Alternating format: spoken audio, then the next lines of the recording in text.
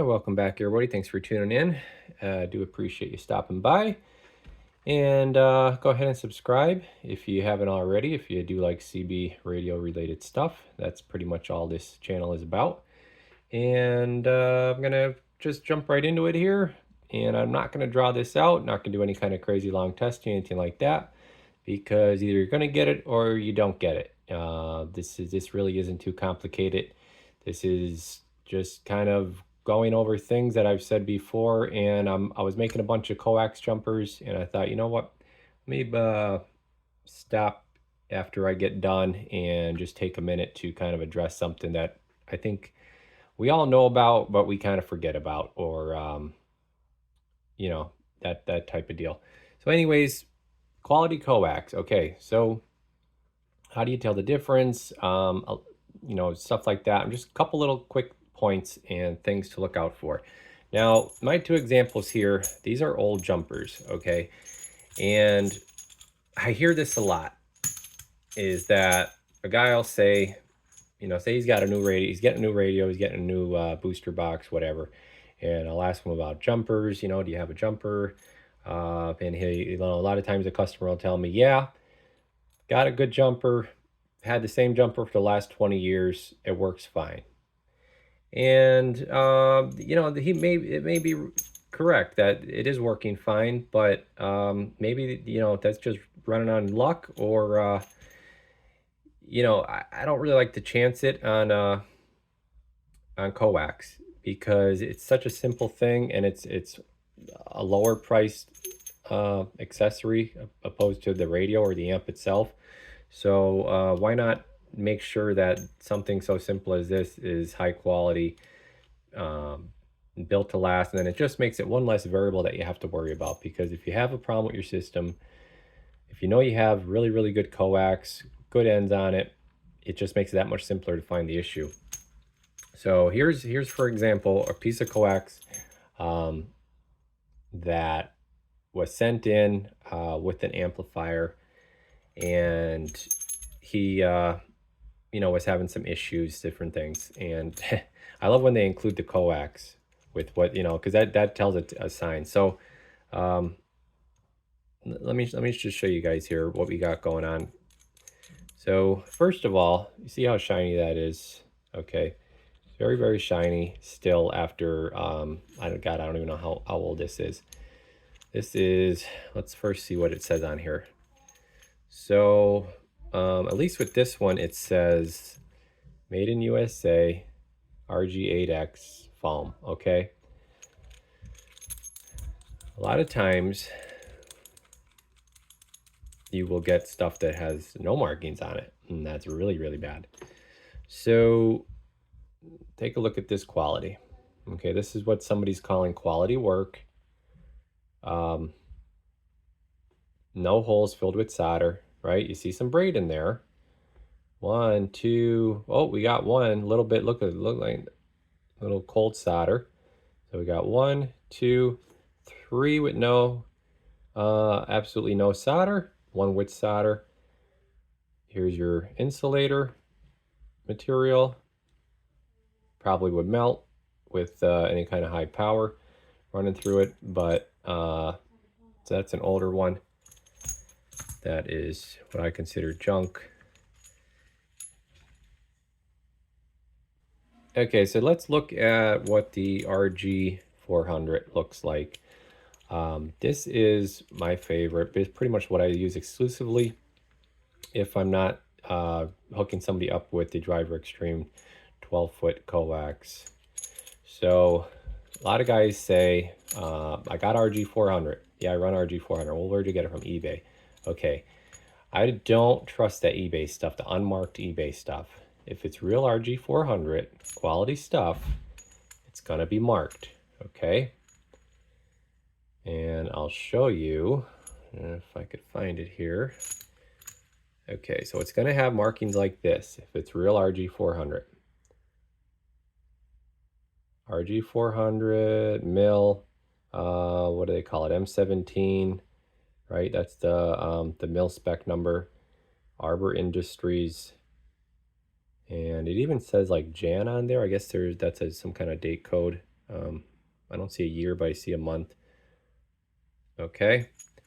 And let's see. So you could look up, basically what you could do is you could look up Arbor Industries and you could find the whole spec sheet on this coax and everything like that.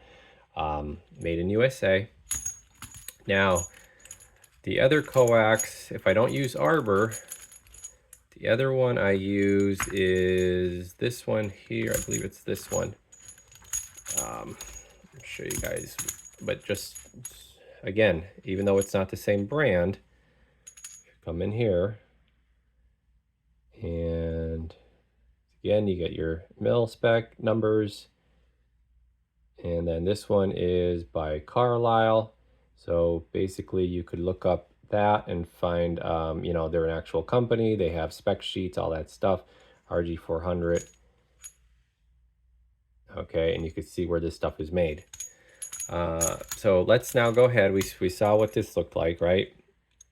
Now let's look at this. Now this is very shiny too. This is actually shinier, right, than that. But something to think about is that what I'm going to show you here in a minute.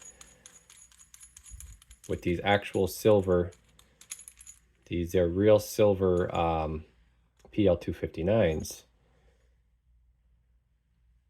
Okay, so see, every hole has solder. This is just stuff to look out for. If you're buying coax, say you go to a ham fest or something, and they have coax there, unscrew it, you know? Take the collar down, take a look at it. Is it soldered in all the holes? Okay, I'll flip it around here. Okay. Here's your insulator, Teflon. It doesn't want to zoom. Okay, everything's nice looking. I even add a little heat shrink on there. Now what's going to happen, being that this is actual, these are actual silver, I don't know, not pure silver, obviously, a plating, silver plated. They are going to actually dull and tarnish. So this nice shiny connector in, you know, I don't know, a few weeks, months, whatever, is going to have a look like this. And then this is a way you can also tell if you have a real silver. See how these are all tarnished looking? Now, you guys pick out which one. These are all max gain right here. Max gain, max gain, max gain. I have one max gain here. These are all, these are like eBay ones right here that I just got cheap, like Workman, whatever. See how they stay nice and shiny? These all tarnished. These are my max gains. They got the real silver plating on them. So that's another way to tell for good quality. But I mean, I'm gonna just do one last thing here in case anybody hasn't seen this done before. I mean, other guys have done this, is the melt test. So put the soldering iron, right? And we'll show you what happens when you put heat, right? Lots of watts, you get lots of heat. What's going to happen? Let's see. This one good? Oh, it's going in. Look at that. It's taking my... Okay. It's melting. Not a lot, but it's melting. So I'm not sure what this one's made out of. I've seen worse. You know, some of this tip will just run right through. Okay. Now I have another one here. Here is another coax that somebody had said was very, very, you know, good to them. They had lots of faith in this. I would not. Again, what did they... Look at this. I don't know why, you know, no solder in either hole. No solder. I did solder the center pin. And let's check the insulator.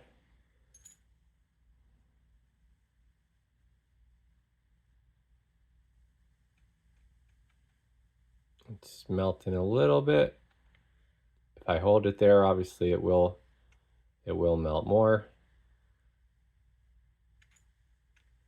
But not too bad. And this one was, I don't even know if this has marking on it. This is some kind of Belden, you know, just an older piece of coax. Again, RG8X Mini Pro. We'll do the Teflon here, and I mean, it's going to be hard to see, but you can see how it just skates. Try to get to zoom in on my finger. See how it just skates across. I could go like that without it getting stuck or digging in or anything like that. It just doesn't do anything. I mean, this just takes tons and tons and tons of heat. So, all right, guys, that's pretty much it. I just wanted to go over, you know, don't buy the $1,000 radio and the $1,000 amp, and then get the $599 coax. Okay, when you're getting your coax, just, you know, if you're picking, like I said, if you're able to actually inspect it beforehand, or if you're buying it off eBay or something, you know, maybe ask them, say, hey, could you show me what the end connectors look like, what the PL259s look like with the collar down, or you know, what brand coax is it? If it's, you know, a no-name brand, maybe, I don't know, think about something else. It's up to you, but like I always leave everything up to everybody. You know, you make your own decisions. I could only make suggestions and tell you my thoughts, and